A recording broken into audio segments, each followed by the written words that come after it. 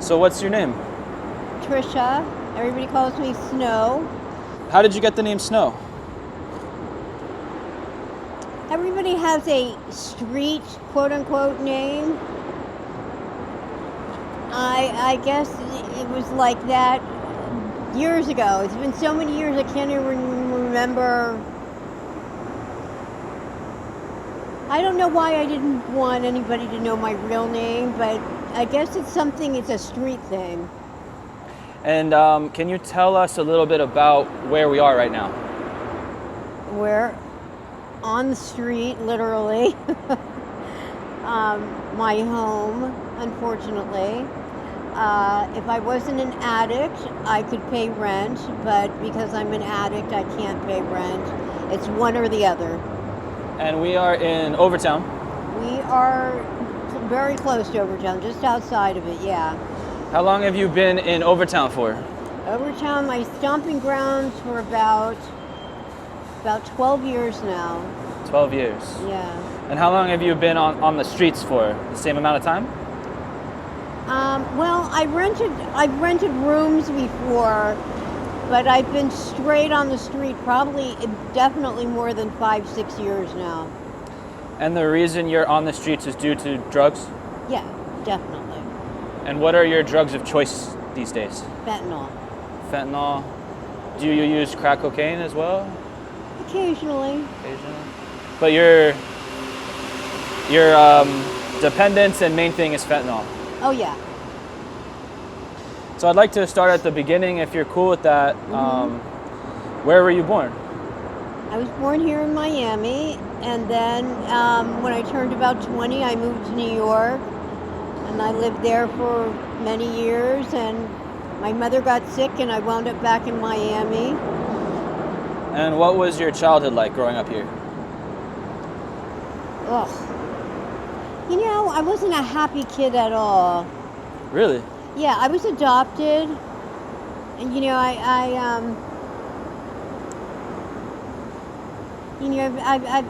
had a little bit of, I guess, bad luck in life. I was adopted. My family was not, outside of my parents, they were not accepting of the adoptive. I had an adopted brother too. We weren't close, you know, so I have no family. You never knew your birth parents?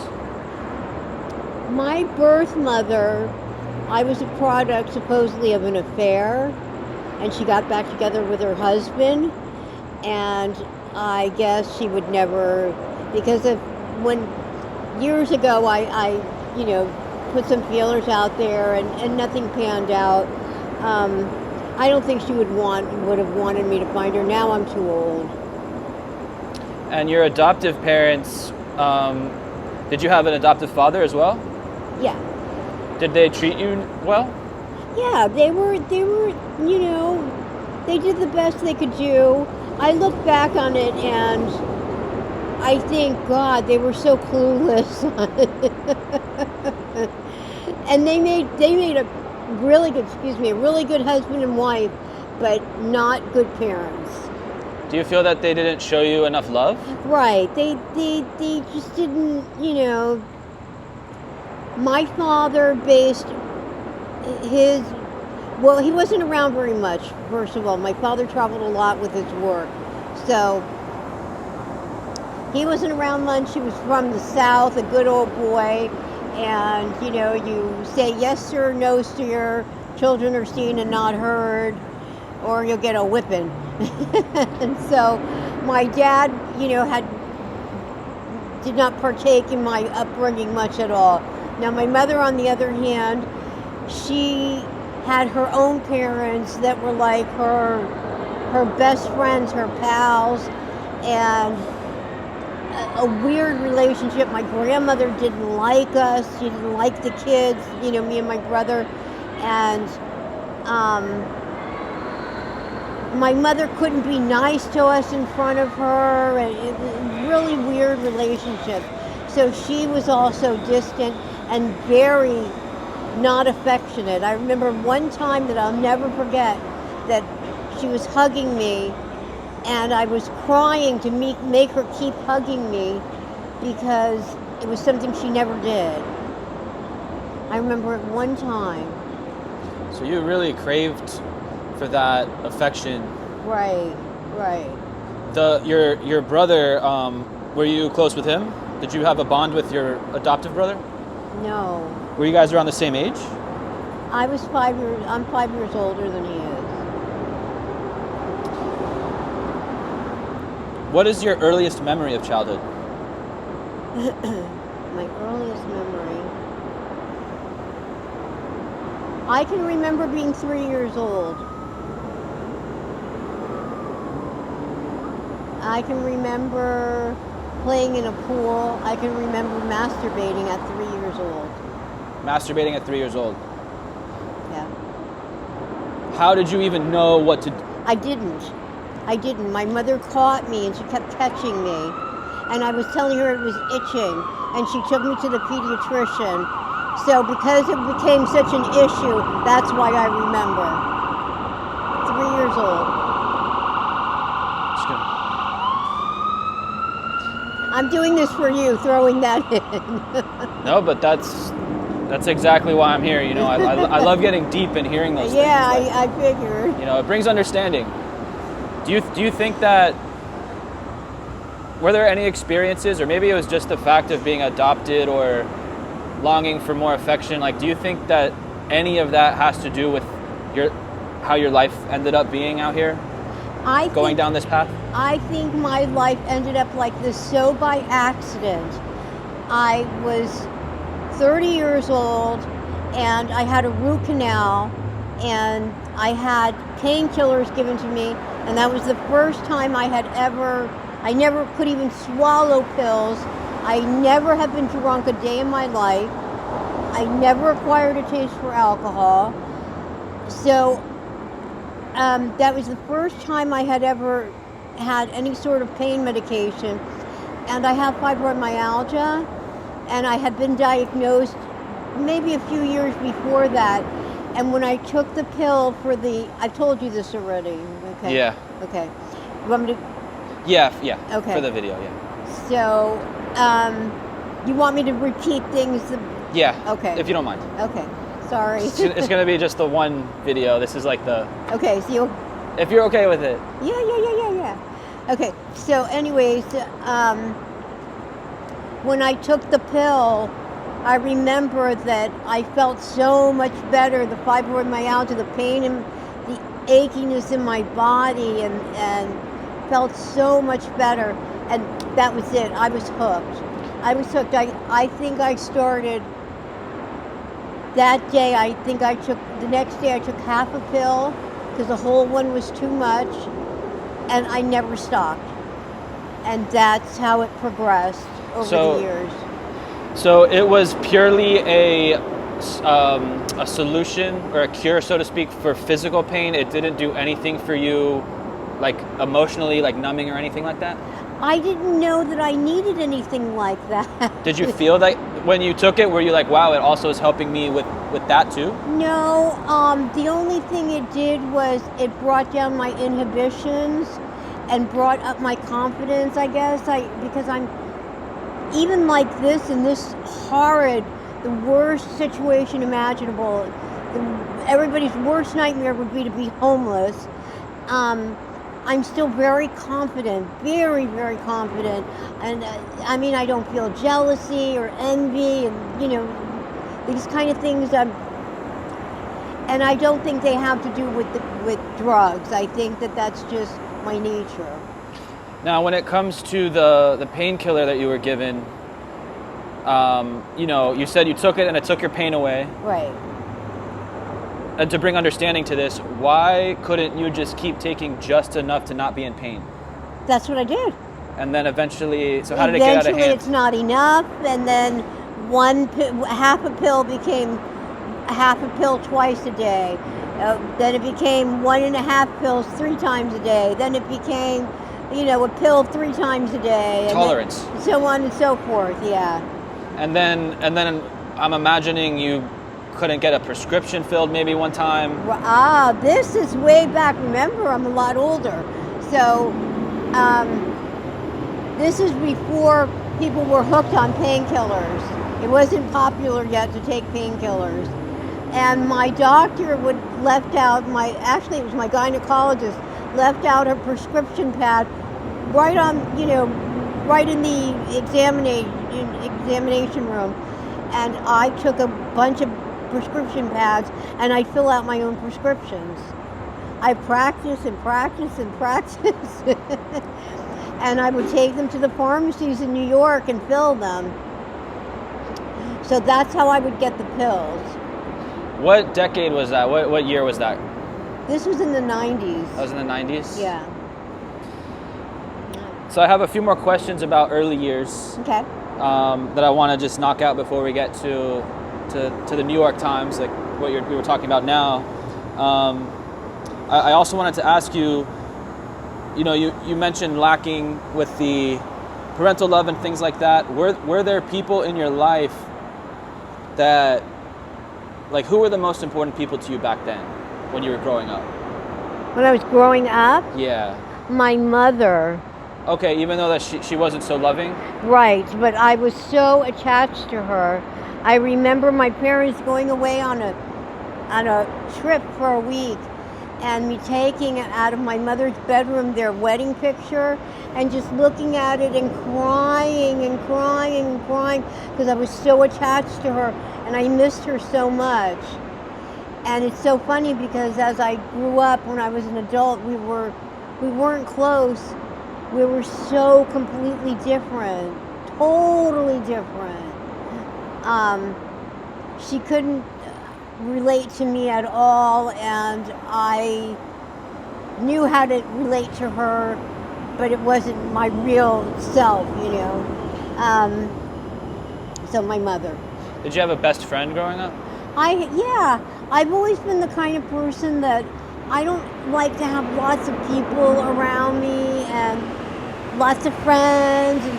And, of course, when I was younger, when I was a teenager, whatever, I hung around with groups of friends, but I've always had a best friend. And that's how I was my whole life until I wound up in this situation. What kind of student were you? Huh? What kind of student were you? Not a very good one. So school wasn't your thing? I dropped out. I dropped out in high school. I didn't drop out. My parents took me out of school. They showed up one day. I didn't know the principal had called them. And I'm coming out of school, and my mother and my father are there. And I was like, what are you doing here? They're like, we took you out of school. Come on. You have to get a job now. How old were you at the time? 16. And it was because, why did they do that? Because I was skipping classes, they said. The principal said I was skipping classes, and I was showing no interest, so why keep me there? Had you tried any type of, had you tried weed or drinking or anything yet? Yeah, I had tried weed. I smoked a few times, but one time I got too high, and I didn't like it. I don't like, even to this day, I don't do fentanyl to get I don't like to overdo it. So you really never had any type of substance abuse issues at all until the prescription meds? Right. And what were your teenage years like? You said, so you started working at 16.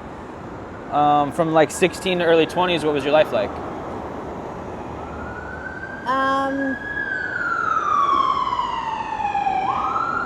I'm waiting until the siren passes. Rebellious. I'd go out with my friends and not come home. Once I was about 16, they lost control of me completely. I did whatever I wanted. Did you have boyfriends and things like that? Yeah, I had boyfriends, I had girlfriends. Did you have a first love? A girl. A girl? A girl. Oh, okay. Yep, a girl. Is that, are you into girls even to this day, or I don't know whether I'm asexual now. I'm not really attracted to anybody. Do you think that that's a result of I think it's a result of my situation, the way I look. This is my theory is I wouldn't want to be with anybody who would want to be with me. It's the truth, you know? I mean, you know, if I was cleaned up, it would be a whole different story. But, you know, I can't operate in the real world like this, obviously, looking like this. And I'm just not, you know, another street guy or whatever. I'm never going to hit it off with anybody like that romantically. if there's something you could say to your younger self now, what would you say?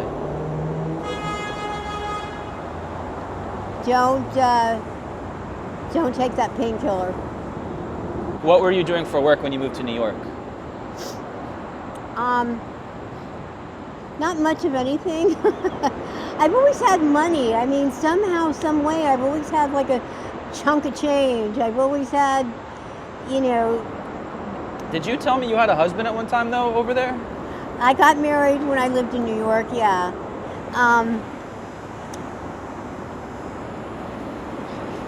So you didn't really have did you ever have a career or a job or anything like that? Well, yeah. My thing is sales, selling intangibles. I am freaking the best. I am really, really good at it. I can sell.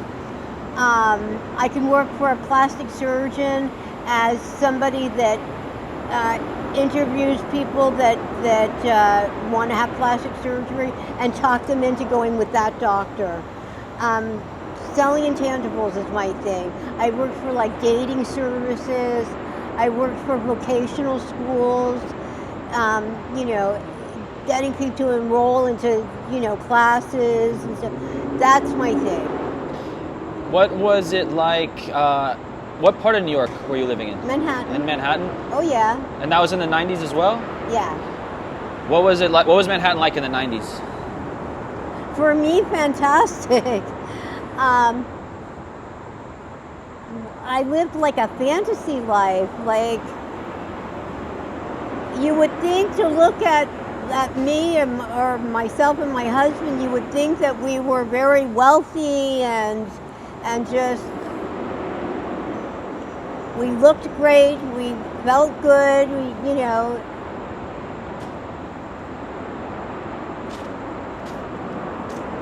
Thank you.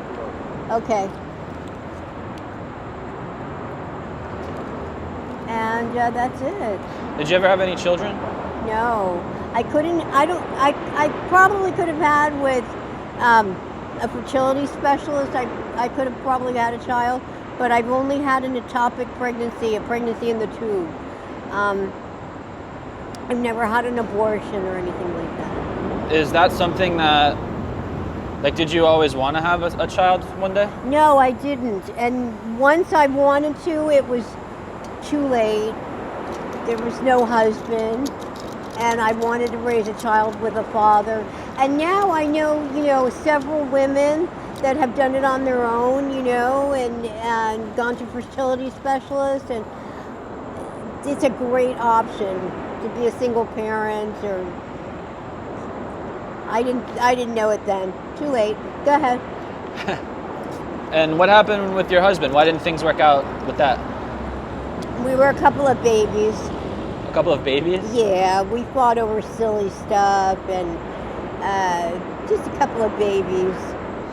We were in our 20s and just a couple of babies. If we had met older, we would have stayed together for the rest of our lives, I'm sure, but we were too young, too immature. Do you ever think about him? Yeah. Do you know how he's doing these days? No. I don't know how he's doing. Is there anyone from your past that you're still in touch with? No.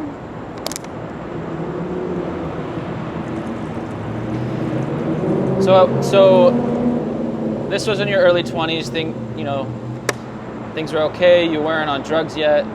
At what age was this doctor's visit? with this dentist visit? Sorry? So at what age was the dentist visit that changed everything? 30. I was 30 when I started taking, 29, 30. And from that age, how many years was it okay? Like, were you able to maintain that habit?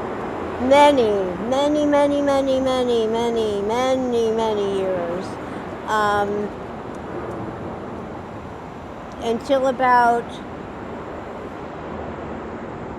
12 years ago, I was always able to maintain my habit. And nobody knew I was a functioning addict. So was there a point where you couldn't get the scripts anymore? I know you said you were writing them. Right. That's how I wound up trying heroin. And that was still in New York? No, I was back in Miami. Okay. And that was my first bout of doing something that I thought I would never do. I went and I worked as a dancer, a stripper dancer. I did that for 3 months, and I met somebody there that turned me on to heroin, and I snorted it because I couldn't get pills anymore. That was it. There was no more of all my conniving, and I ran out of ways to turn to get prescriptions.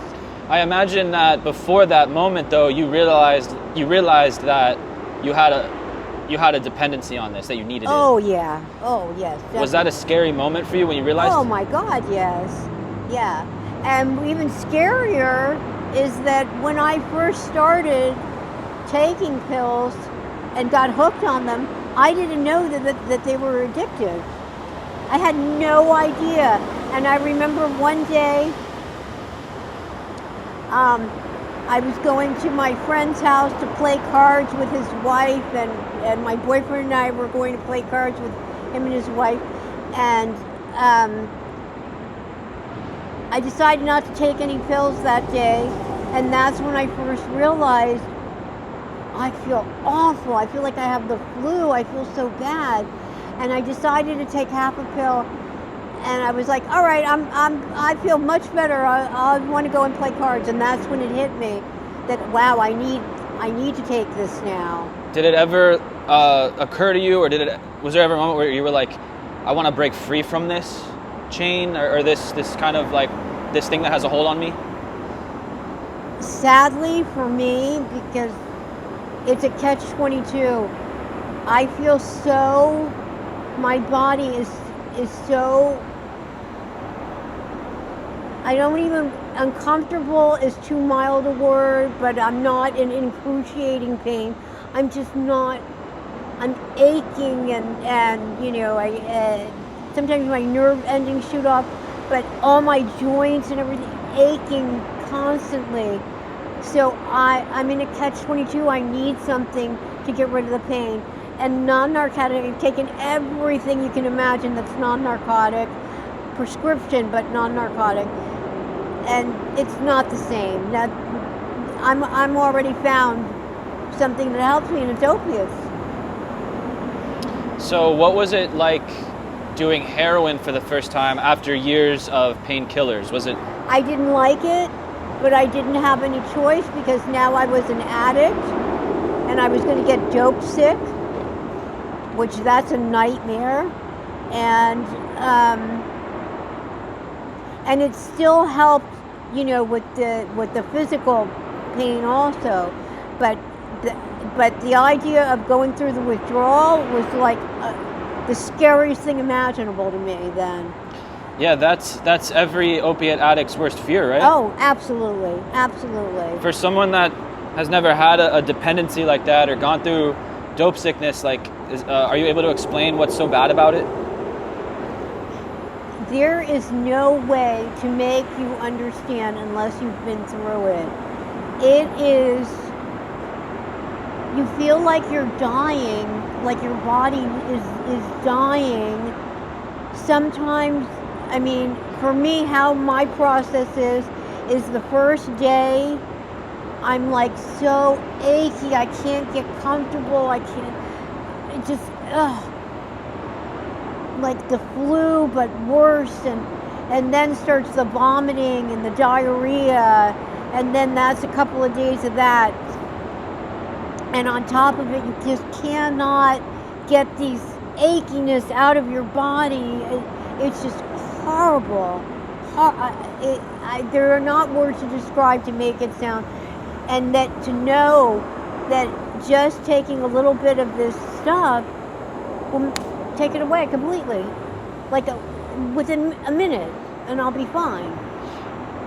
There's one comparison that I've thought of, because I've thought of this many times. And tell me if you think if it's accurate, but tell me. It's something that most people can relate to. This feeling of being underwater. Like, let's say you're swimming in a pool, the beach, whatever, but you always hit a moment where you need to go up for oxygen. Right. And it starts creeping in, like you need to breathe again. Right. And it gets worse and worse and worse, to the point where, if someone was holding you underwater, you'd do anything to go up and breathe again. Same thing, yes. Kind of like That's a great analogy. I like it very much. Yeah. I'm gonna keep that. I'm gonna borrow that if you don't mind. Please. I thought of it on my own. I'm very proud. Very good. It's a great analogy. I like it. So you mentioned at this time you are working at a strip club. Briefly, 3 months. Briefly. Woohoo! What was it? A club is it still open? I don't know. It was called Diamond Dolls in Pompano. Okay. Oh, it was great. I had a great gig. I was old too. I'm in my 30s already, but still, I must have been a sex pot because they let me do whatever I wanted. I told them I had a job during the day, which was a lie, but I told them I had a job during the day and I couldn't get there until a certain time. I'd go in. They closed at 2 a.m.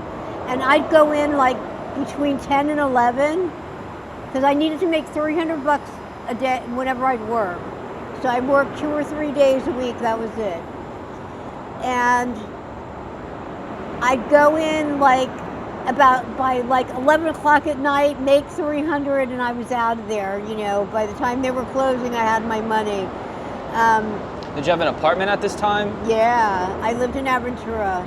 So the 300 was enough for like bills and the drug habit? Yeah. And well, the drug habit didn't cost me much. I was still, that's when I was just starting the heroin. That's right. You know what? You just reminded me. 3 days a week turned into, or two days a week turned into like 4 days a week because I had to pay for now heroin, and I didn't know anything about how to get it, where to get it, or anything else. So the guy was robbing me blind. I was paying double for a $10, amount. I was paying 20. And sometimes he'd fill it up with meat tenderizer. He'd rip you off all the time. Oh, rip me off big time. So do you remember the first time you had to go to like an area like Overtown to get drugs? About 10 years ago. But do you remember that first time? No, not really. When I became homeless, I had never been with a black man. Now it was becoming very popular, very Kim Kardashian of me. And it was the first time I had met been with a black man. He was my boyfriend. So I felt very, because I'm homeless now, I'm like, on the street. So I felt very safe. And, he knew the ins and outs of this lifestyle. I came from something totally different place, You had a guide, yeah, so to speak. So he would usually go and get it for me. So I don't remember when I actually had to go on my own. But I mean, I walk through Overtown like it's nothing. And can I tell you something? I have never had a black person rob me or anybody in Overtown do anything, I mean, once I was a person that lived there, that people always saw or whatever, I mean, nobody treated me any different being white or anything like that. I hate when I hear Overtown, oh, it's a really bad place. Maybe it is for, I don't know what somebody else's experience was, but my experience, I was robbed, I think once or twice, and both times were a Latin person. Never, ever, ever a black person, never. Once I came to Overtown, another part of why I wound up in Overtown was to maintain my habit. Of course, prostitution comes in to play, which I did for 4, 5 years maybe. And I hate to say this on this because I had a black boyfriend and he passed away, and I loved this man. I really did. So I hate to say this, but I had rules that I had for myself, and I didn't go with black men because of the reputation in that kind of situation. I'm not saying from Overtown, from anywhere. So, yes, I was raped, and twice I was raped. One time it was a Latin man, and one time it was a black man. In the other video we did, you also mentioned a kidnapping experience. Well, I was raped. You want me to tell you the story again? Are you open to telling it again? I don't care. Please. Okay. If I smoke a cigarette, will it bother you? No. Okay. Okay. Like I said, I had rules. I learned in the beginning not to go with black men. And the reason was because I had heard from other girls, and it happened to me one time in the very beginning, and I learned my lesson, and that was if they didn't have an orgasm, they didn't want to pay, or they wanted their money back, no matter how long it took or whatever.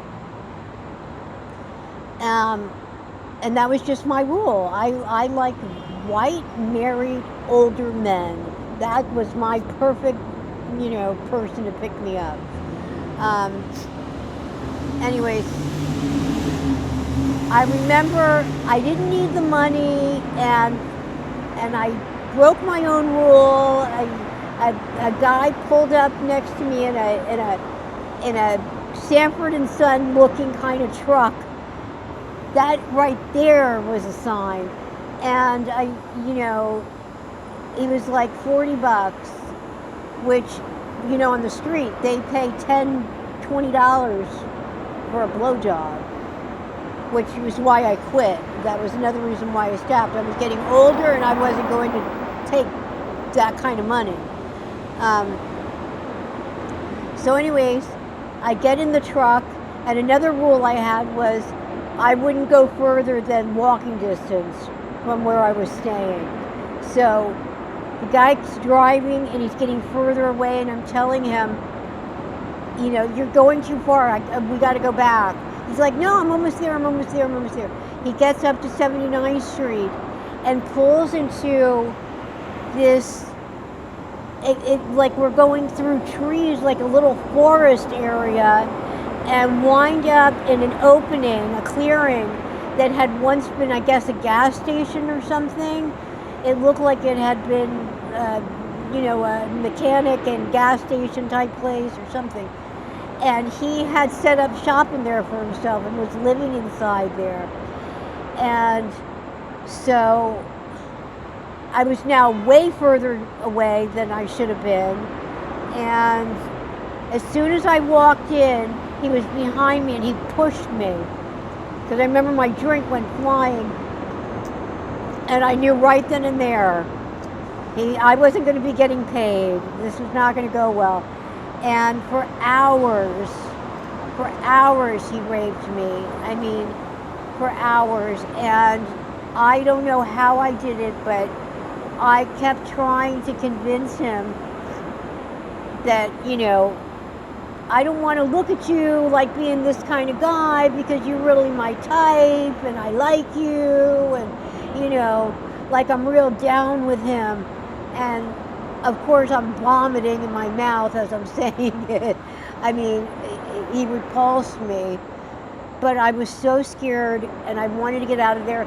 I remember I had a big knife in my purse, and I didn't reach for it for anything because I said to myself, this big guy will take it away from me. He'll get it from me before I can stab him.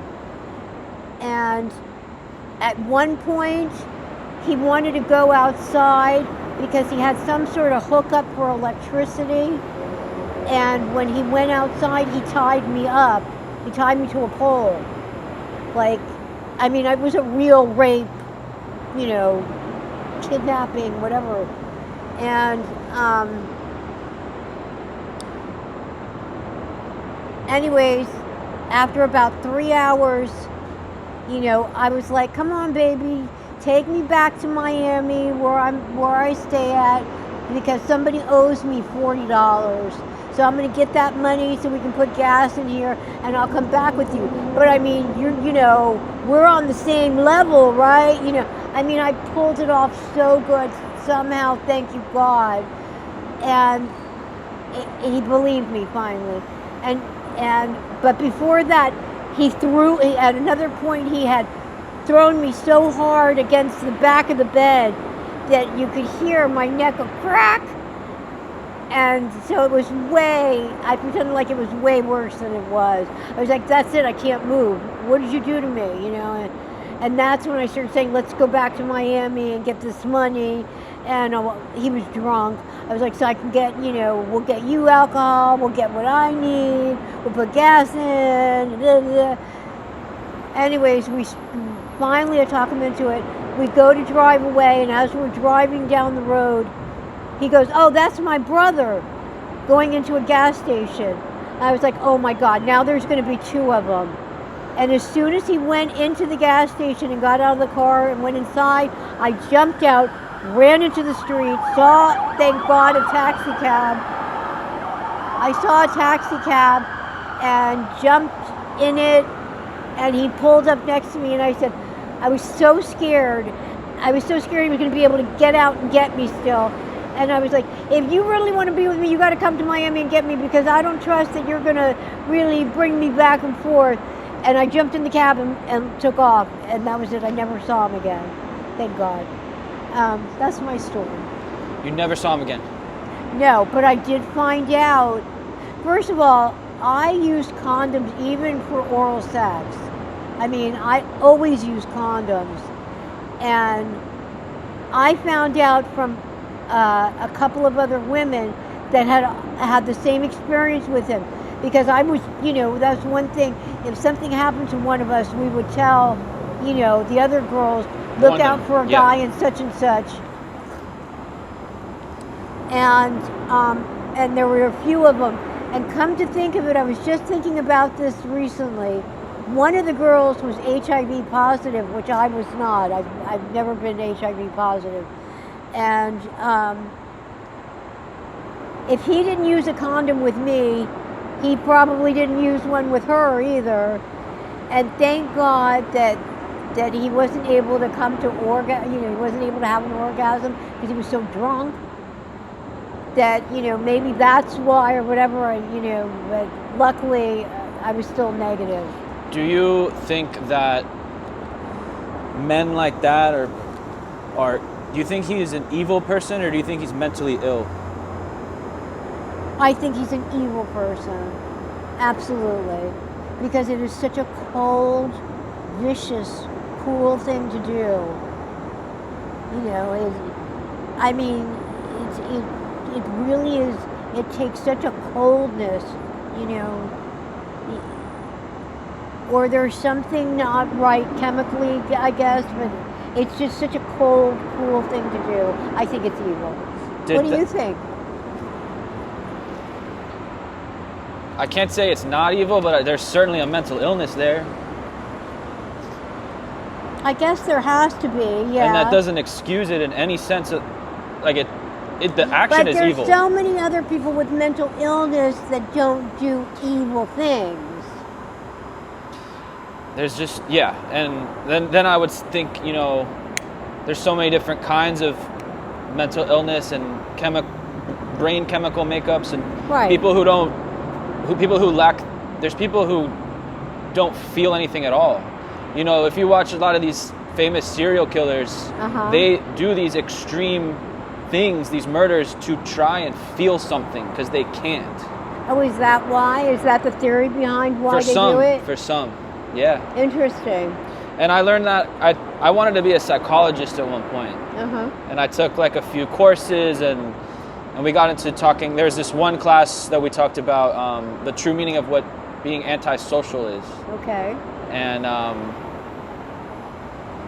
it's not just not wanting to be around people. It's like the true definition is much deeper and darker, and it's you can't even connect with other humans. Right, can't connect. And you can't feel like excitement, like you lack. So these people do these extreme things, like they'll kill an animal or a human being, or to try to feel something. But how are they aware that they don't feel anything? Because, for example, my friend that's autistic, high functioning, he is the same way, where you can tell there's a lack of, he doesn't feel the same way you and I would. He doesn't, like you or I may smile or giggle at something that we hear, and he'll be, yeah, no emotion. Like, doesn't get it. Yeah. And that's with like all things very. What was the point I was going to make? Like empty, like. Yeah, like. Numb. Yeah. What was the point? I lost my train of thought though. The point I was. Well, I was saying like that. People like they're trying to do something to feel. But he's not aware of it. Yeah. He doesn't know, and he said to me once, everybody else is weird, not him. So I know his whole life people have said, you're weird, there's something weird about you. You're a weirdo. But one more element to these, at least for the serial killers, it's like a combination of that plus like some severe childhood abuse that they underwent. Really? Is that always the case? Not always, but often. Either they were like violently, like the worst cases of childhood sexual abuse, physical abuse, has turned them into this monster. That combined with the mental illness, seems to be a common thing. I had none of that. Did you? No. No. We were lucky. But a lot of the people I meet out here, and when we go over the childhood timeline, almost all of them have said they've been molested. I've also have heard it over and over again, people out here, and sometimes I ask questions and I back them, not on purpose, but they get caught up, and it's not true. It's Really? an excuse. Which is interesting why would they need to make an excuse to another person within the same position? Exactly. Like, it must be something that they always do. Or maybe they're lying to themselves. Maybe because I'm also accepting of myself, and I love to, somebody else that's like me. If you're going to do it, accept yourself the way you are. Don't do it and beat yourself up over it. Right.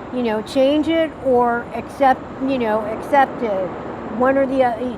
Because that's kind of a different thing, but the worst is when you do something like have an addiction and you abuse drugs, and then on top of it, you beat yourself up constantly. You're getting high, you're not even enjoying it or whatever, because you're the guilt, the constant guilt.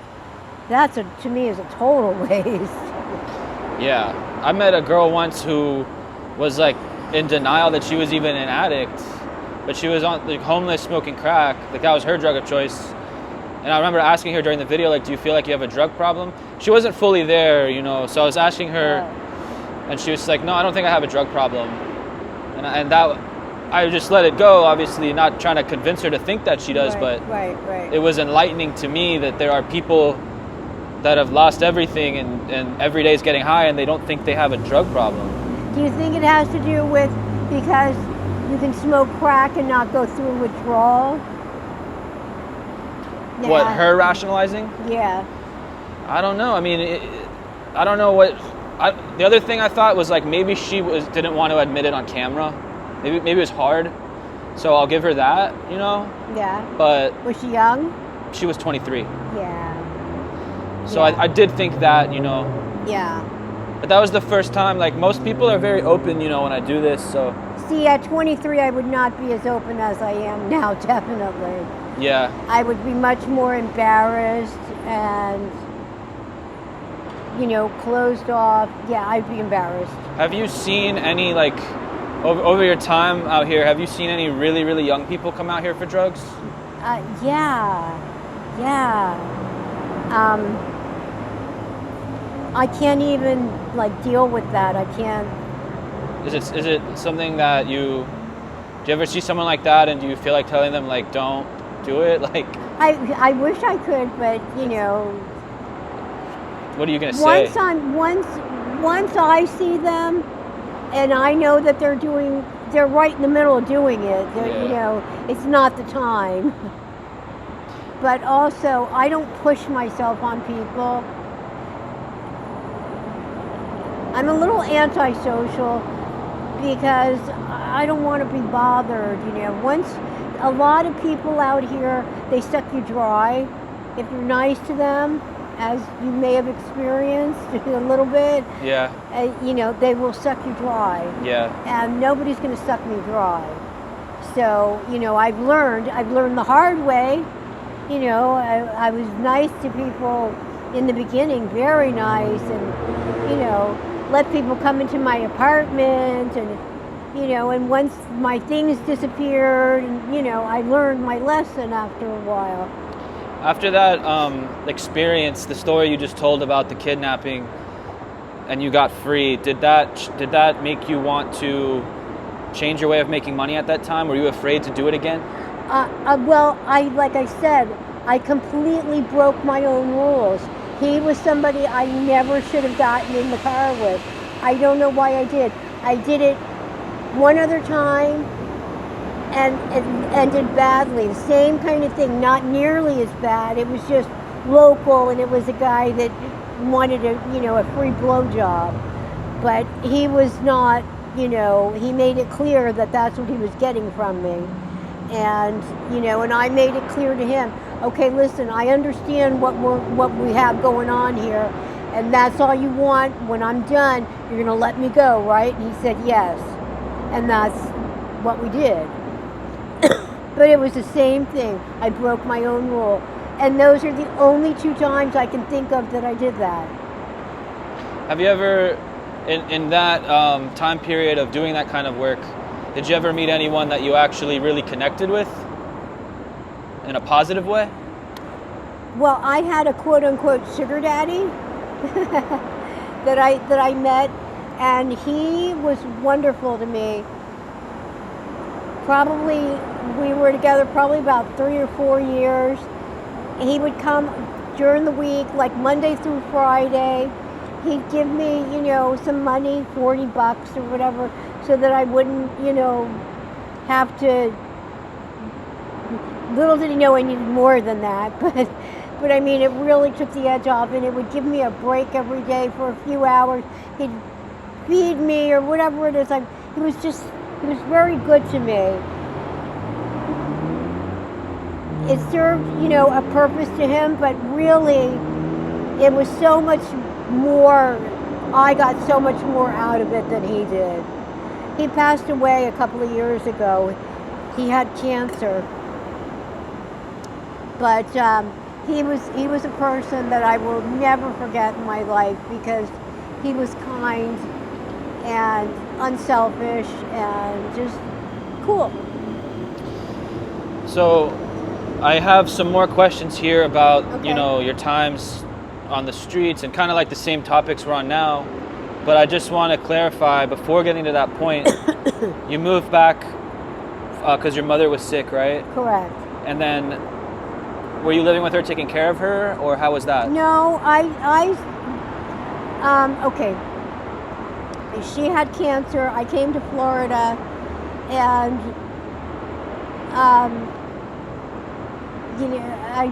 it was time to come back. The company I was working for in New York was closing up, and the doctor said to me that what they tried to do, they had given my mother this huge surgery that was so long, so many hours, like 13 hours or something, and they took out everything from the belly button down.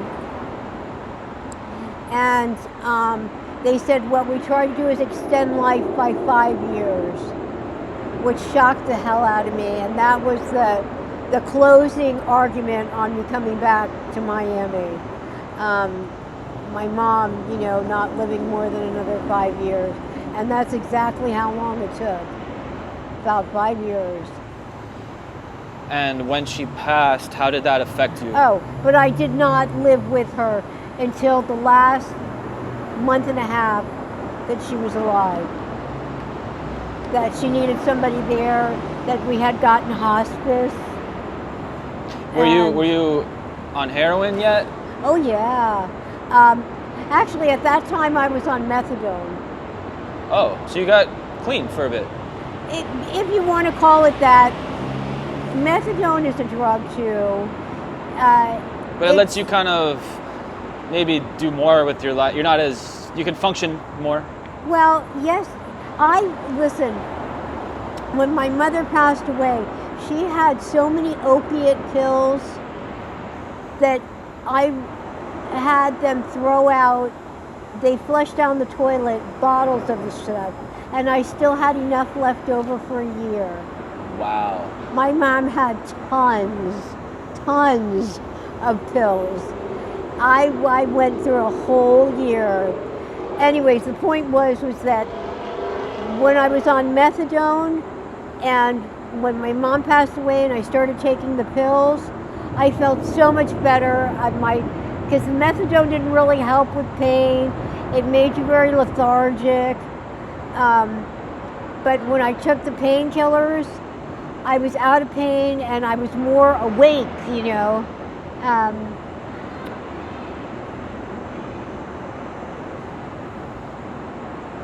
I don't know. I don't even see anyone. They're gone. And so, what was the question? Well, when you were on methadone and the painkillers, you were functioning better, you were saying. I was functioning better on the painkillers. Is that an option for you now? Could you get pain prescriptions and methadone and be able to... I went to a doctor. I went to a couple of doctors about 10 years ago, and they treated me like drug-seeking behavior. And, I already know what I need because I've been on it for a long time. I'm not a child, and I told them, I already know what works. And the doctor was like, well, I can send you to a pain management, but I'm going to tell you, they're not going to put you directly on that. They're going to start with something that you can try that's not narcotic. I'm like, oh, please, give me a break. And I blew it off. If I could find a doctor that would prescribe for me medication, fentanyl, then I could pay for an apartment. It has to be fentanyl? Yeah. Because I know what works, something that works. But you weren't using fentanyl when you had the other prescription. What? Right? What? You weren't. It wasn't fentanyl that you were using before, right? What was it? No, it was oxycodone. Yeah. Okay. So would that work? I don't know. Maybe. And when your mother did pass, how did that impact you? Or were you already preparing for that mentally? Yeah.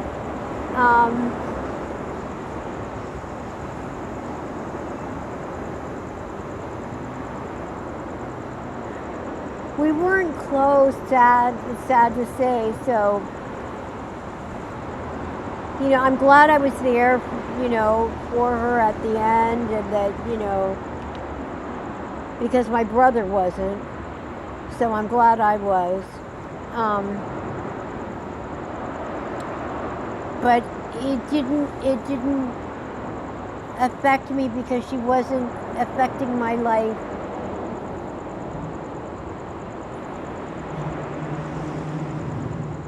It was a weird relationship. It was a relationship. I loved her, and I know she loved me. And I was devastated when she died. I laid on top of her for like 2 hours crying, you know. But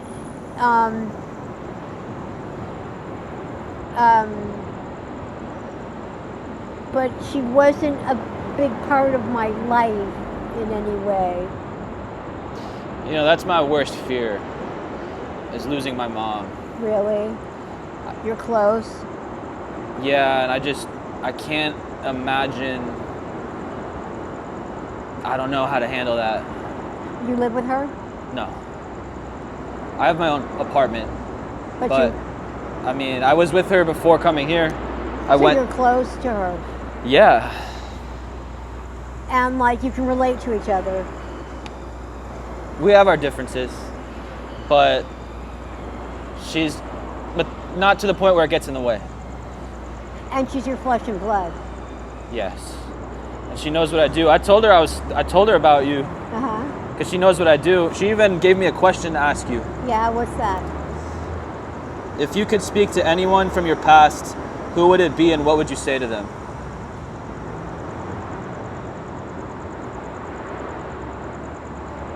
I'd really have to think about that. Okay. Think about it. I mean, like not so quickly. Like I'd have to tell you next time. Okay, that's fine. But tell Mom that's a great question. That she knocked me out of the box with that one. Because if you really want me to answer you, I will. But it'll have to be next time. That's fine. That's okay. Fine. What was your first night on the streets like? What? What was your first night on the streets like? Oh my gosh.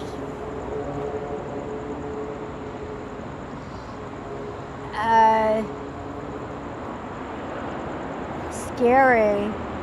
I still had a little money, and I kept staying on the street a few days, then going to a hotel for a week, and staying on the street, and I ran through the money that I had left, doing it like that, because it was scary, and I wasn't alone.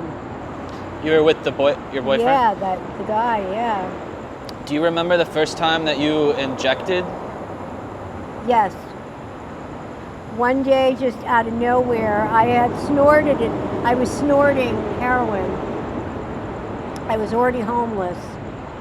And we were living in tents in Overtown. We had this big field. Was that Tent City? Huh? Was that called Tent City? We called it Tent City, I think, yeah. And Roxy was there. Yeah, I've heard about it. Yep. And Margot, who was my best friend, she passed away a couple of years ago. Margot was my true friend because she was my friend. She got clean and she stayed my friend. But anyways, just out of nowhere, I said to Margot, shoot me up. Because I had no idea how to do it. And for a while, I used to go to Roxy's boyfriend. I'd call him the doctor. I'd go to him to shoot me up. At what point did you learn how to do it yourself? Did you catch on quickly? No, it was a few months. It took a few months. And I was in a hotel by myself, and I wanted to do it. And so I tried, and I did it. You know, the whole needle thing and injecting, like, to me, it's fascinating, but it's such a dark thing. Yeah. It's really messy, isn't it? Like, it gets to a point where it's just like a struggle. Yes, and that's how people wind up smoking it again and stuff like that. I'm happy to hear that Roxy's doing that, because we know a few girls that are really a mess, that they could lose their limbs or whatever from. Do you think that having a needle exchange to provide the needles, but clean ones, helps the situation? Absolute, 100%. What were people doing before the? We would have to buy them from people that would get them for like diabetics, stuff like that. And we paid usually $3, sometimes $2, or 2 for $5. And you'd use the needle until it broke off, until the end of it broke off. Now you use the needle one time. Were people sharing a lot? I don't know, I didn't share needles ever. And not too long into my time, I would say definitely less than a year, the needle exchange happened. And it made everything, it improved things. Totally. And not in terms of like making it easier to get high, it decreased disease. Yes, it doesn't help you get high, no. But exactly. Like positive change. Exactly. Decreased disease. You never walk down the street anymore. Like we would walk, if you and I had walked down this street 10 years ago, we'd see needles all over the place. You know, people would dump them. Well, now you want to get new clean needles, you have to bring in your old ones. So nobody leaves them thrown around the street anymore. You know, that's rare, which is good. That's a good thing. And also the passing of disease. And they help people that want to get clean. Oh, you can go in there and they will get you into a rehab that same day. They'll do something, work some sort of miracle. Did you ever get to the point of having to inject in your neck? Oh yeah, but I couldn't do it myself, and I did it for other people many times. Do you have any physical damage from all of that? Like scarring or anything? Not really, not too much. So you had a good body. I mean, I've seen some people with some tracks. Oh yeah. I have friends that have holes from abscesses, and you know, I have friends with the sores that are like unbelievable. You've already shared something that could answer this question, but I'm going to ask it anyway. Okay. What is the scariest thing you've experienced out here? Was it that kidnapping? Yeah, by far. Yeah, that was the worst thing. I also wrote down here, I could tell he was a bad, evil person. I was scared for my life.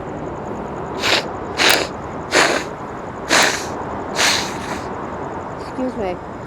and I also wrote down here, can you share a moment where you thought you might not make it through the night? Would it be that same situation? Or were there others like that you feared for your life?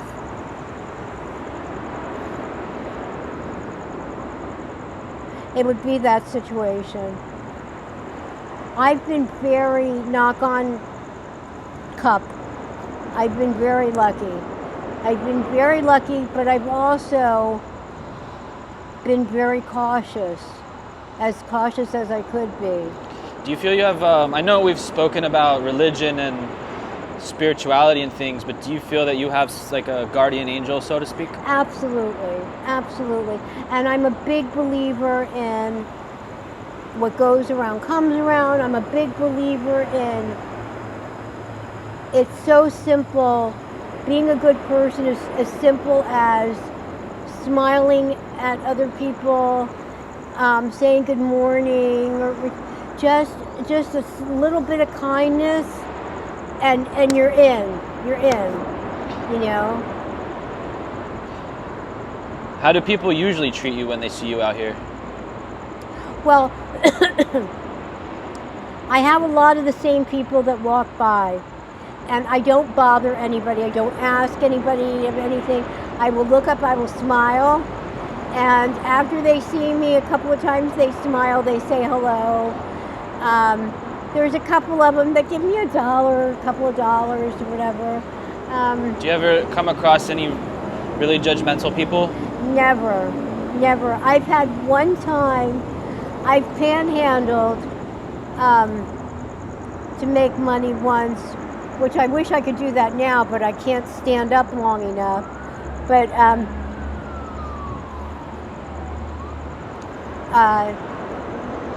I was panhandling, and some girl, this little brat, Like a kid? yeah, like a kid. She was like a kid to me. She was like in her 20s. She goes to me, "Lady, why don't you get a job?" And I'm carrying a sign that says, "Unable to work." And that was the only time that I can think of that anybody's ever said anything. What do you say to people who would say that But I don't bother anybody. I don't ask people. I will only ask for the time, because I don't have a phone now. I will ask somebody the time if it's somebody that I know, that I see them walk by daily. I'll ask somebody like that, "Honey, can you tell me the time?" That's it. It's the only thing I would ask anybody. I don't ask anybody for anything. I'll get a comment here and there of people saying, "Oh, they chose this life." Well, I don't agree with that. I know it's very complicated. How do you feel about someone thinking that? Okay, well, my personal experience, and I think I told you about this, I don't remember. When I was 16 years old, my girlfriend and I went to a 7-Eleven. While she was still inside, I came outside. I saw a homeless woman over there in the dark pull up her dress and pee on the sidewalk. And I looked at her face, and I saw my own face as an old lady. And I said to myself, I'm going to wind up homeless. And it was my biggest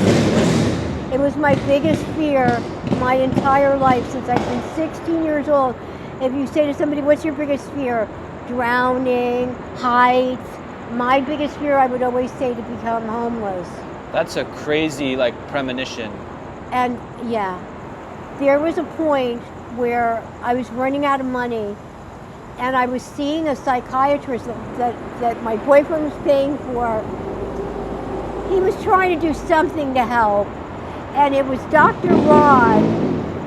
Dr. Ron had an article in the Aventura Free Papers. He would do an article, and I would go to see Dr. Ron. And I remember sitting in his office saying, this is such a waste of time. I'm going to wind up homeless. Let me get it over and done with already. And I said to myself, this is the last time I'm coming here. This is just nothing but a waste of this man's money. Somebody who's paying for it for me. I'm still getting over that flu or whatever. Does being living on the streets and in this environment, does it make your immune system stronger? I think so. I'm never sick. You're never sick? This was the first time. In a long time. Yeah, probably. I'm like never sick. I think it has a lot to do with being in fresh air. Yeah. Even though I'm hot and sweaty and I feel nasty, like dirty, but I am in fresh air all the time. How do you shower and things like that out here? You can't really. I have these pad things that are like towels, body towels, that they're wet. There's that. I could walk to Camilla's house. Every time I go, though, these last few weeks, well, before I got sick, I was getting there too late, and they didn't have any tickets left because they give out a certain amount of tickets to shower in the morning, and I kept going too late, like 3 times, and it's very difficult. And how do you make money these days? Well, I get some money coming in, a little bit. That's why I need my bank card so desperately. But it's a disability check or what? Yeah. Yeah. So that's how you maintain your habit nowadays. Yeah. And your condition, it's still the fibromyalgia? Do you see the doctor regularly? No, I gave that up years ago. What does a normal day look like for you from the time you wake up until you go to sleep? Lately, I just sit here and I read. I see you're reading Harry Potter. I did the whole series. I love Harry Potter. I love it. I'm doing it again because I love it so much. Is that your favorite book, The Goblet of Fire? Well, I have all of them. Do you have a favorite one? I think that one because I read them all, and I picked up this one to reread recently. Did you? So you've read them all? Yeah. I cried when Dumbledore died. Yes, I thought for sure he was going to come back to life. That broke my heart. Well, you remember, I'm sure you saw all the movies. Yeah. But I didn't. I saw the first one, that was it. So I only know the story from the book. Which is so much more in depth. Did you read it or see the movies? I read them all before I saw the movies. Oh, cool. Yeah. Cool. You must have been so psyched when the movies came out. Oh, yeah. How old were you? When the first movie came out, she wasn't even done writing the books yet. Right. But I was still young. I remember going to see the first movie, and I must have been like 10. Wow. And I was obsessed with it. I've probably seen that movie 100 times. Wow. I mean, as a kid, Did you like Lord of the Rings? I do, but not as much. But I didn't read those books. I loved the first one. But my mom loves reading The Hobbit. The Hobbits, that's why, because they're my favorite. Yeah. One day I'll read those. But that one was just the movies for me. Wow. If you have any books that you don't want or whatever, Have you read The Hobbit? Mom, throw them this way. Have you read The Hobbit? No. I have that. I'll bring it to you. Okay. Yeah. If you want, I'll just read it and give it back. For sure. Yeah. Okay. Do you ever find moments of joy or laughter out here? I try to stay somewhat positive, but I'm telling you, I'm pretty much by myself, I don't invite people around me anymore. I'm okay by myself. Do you feel lonely? Yeah, I wish I wasn't alone, but I'm okay by myself. I won't settle. That's the problem. What do you want people who walk past you every day to know about what your life is really like, or know about you? That I'm not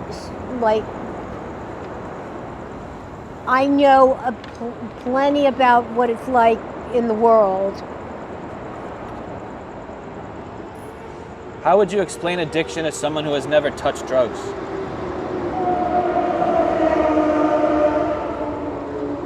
I wouldn't. I wouldn't even want to take the chance of discussing it with someone that other than, just the cliches of don't do it, don't take drugs. I think what it is look at me. You don't want to ever wind up like me, but nobody thinks that this would happen to them, except for me. I thought so. I thought this was going to happen to me. Yeah, and just to go back to that for a second, isn't that wild? That's wild. So do you? I'm telling you, my whole life, once in a while you talking with people and you say, well, what's your biggest fear? Mine has always been to be homeless. So then do you feel like you had to do this for a reason, a destiny? It was going to happen. But why? Do you feel that? Because I ran out of money. And I had no job prospects. But you found this out when you were 16.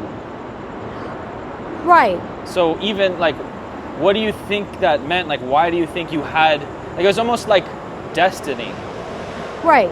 Because I got to the point where I no longer had mommy and daddy's house. But is there a bigger reason? There was no, remember when you have a parent, a stable parent, which I've always had, and you obviously have too, you always have a home to go to, right? Well, I've always had a home to go to. Once my mother passed away, I had no home to go to unless I got it myself. But I mean, even bigger, like, did you have to do this to write a book one day to change someone else's life? Is the reason that you're... I don't know. Like, do you think it could be something like that? I have some theories that we'll talk about the next time. Okay.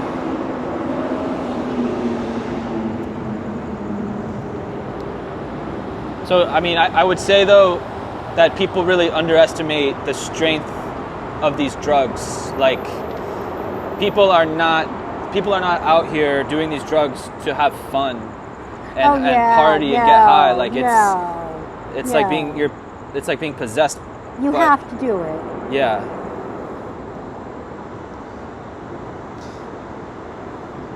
Once you get hooked, you have to do it. Do you feel that you've lost parts of yourself along the way? Absolutely. What's like a part of yourself you feel you've lost? Well, I live in a subculture. I don't get to live in the real world. I don't get to go into stores and not be stared at, I mean, I used to live such a completely different life.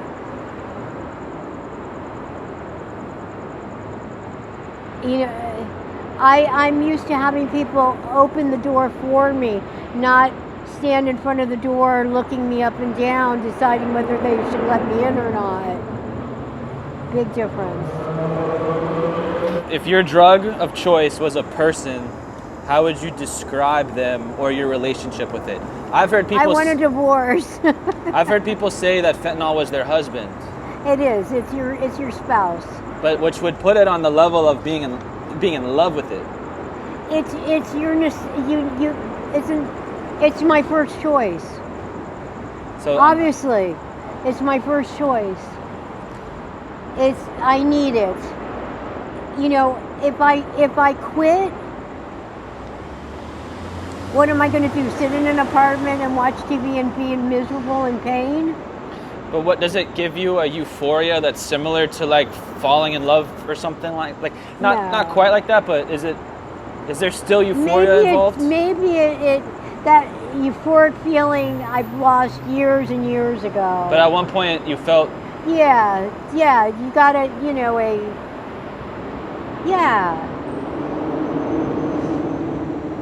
Yeah, that, in movies and things, they always show that for like someone doing heroin for the first time, like they're like floating in the clouds, like cloud nine. Right.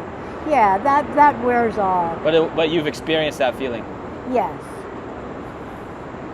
Would you say that was when the first time you shot it up? It was like that. In the beginning, yeah. Is there a moment from your past you replay in your mind often?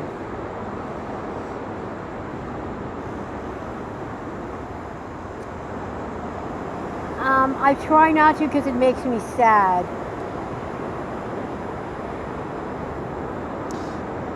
Is it like the loss of someone or? Yes, all those things. They make me sad. What is the happiest memory you have? I would have to think about it. Okay. And that's pretty sad too. But it says a lot. Yeah. We'll do a follow-up one and... There you go. Do you believe there's still hope for you to get clean? No.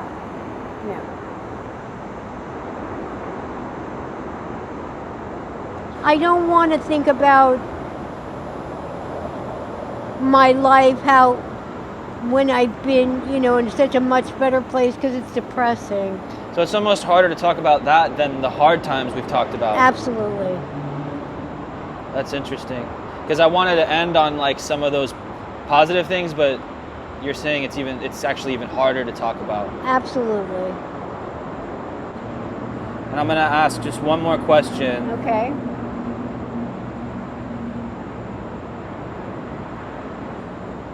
What would you say to someone younger who's just starting down this path? Maybe they're trying drugs for the first time, maybe... Look at what eventually happens. this will eventually happen unless you are independently wealthy. If you come from a very wealthy family that will support you, finances are not don't just not an issue. You will wind up like me. Now, if you're a person that finances are just not an issue, don't kill yourself, because most people do. Well, I appreciate your time, and I'll continue to check in with you, and we'll, Cool. do another one down the road. Yeah, we'll do some follow-ups. Yeah. All right, Trish, thank you so much. All right, thank you.